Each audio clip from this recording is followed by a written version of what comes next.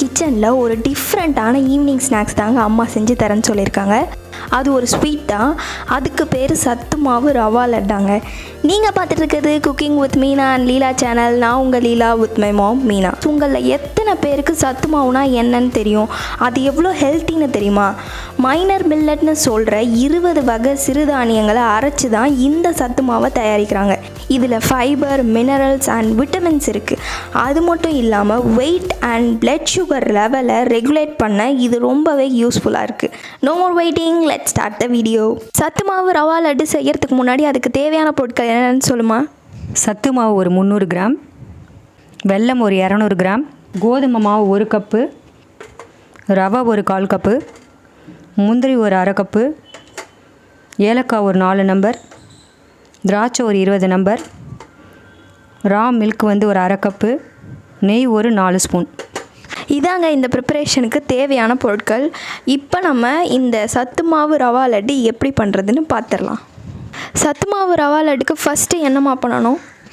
இந்த சத்து மாவை கடாயில் போட்டு நல்லா வறுத்துக்கணும்.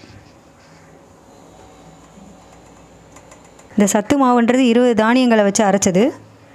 இது உடம்புக்கு ரொம்ப நல்லது. சின்ன பசங்கள்லேருந்து பெரியவங்க வரைக்கும் யார் வேணால் சாப்பிட்லாம்.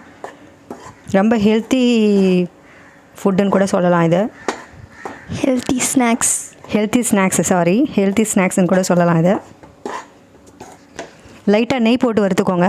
ஃபஸ்ட்டு மாவு போட்டுட்டு அதுக்கப்புறம் நெய் போடலாமா? அப்படி தான் போடணும். கோதுமாவையும் ஆட் பண்ணிக்கலாம். இந்த சத்து மாவை நம்ம எவ்வளோ நேரம் வறுக்கணும்?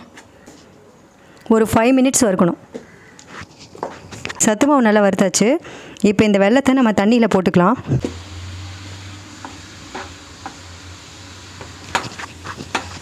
இப்போயே இந்த வெல்லத்தை நான் தண்ணியில் போட்டிருக்கேன்னா இதில் இருக்கிற மண்ணெல்லாம் அப்படியே வந்துடும். நம்ம வடிகட்டி எடுத்து தான் அந்த பவுடரில் ஆட் பண்ண போகிறோம்.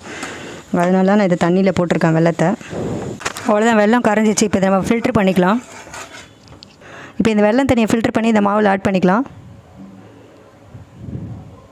இப்போ ரவையை வறுத்துக்கலாம். நெய் லைட்டாக போட்டுக்கோங்க. இந்த அரைச்ச ரவையை இதில் மிக்ஸ் பண்ணிக்கலாம் மாவில். இப்போ கடாயில் நெய் போட்டு முந்திரி திராட்சையை நம்ம வறுத்துக்கணும். இப்போ முந்திரியை ஃபஸ்ட்டு போட்டுக்கலாம்.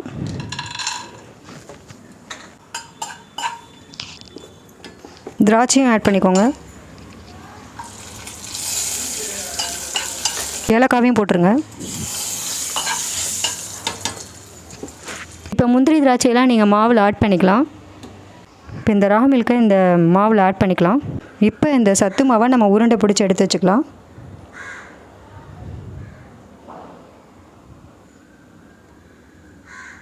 அவ்வளோதான் மக்களே, ரொம்பவே ஹெல்த்தியான சத்து மாவு ரவா லட்டு ரெடி பண்ணி கொடுத்துட்டாங்க எங்கள் அம்மா. இப்போ நான் இதை எப்படி இருக்குன்னு டேஸ்ட் பண்ணி பார்க்க போகிறேன்.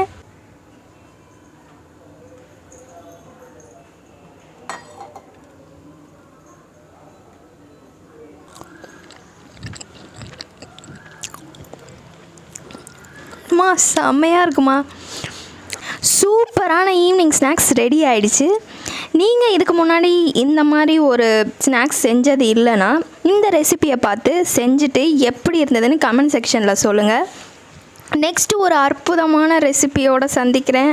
Until then, Tata, bye bye. This is Leela with my mom, Meena, signing off. Take care.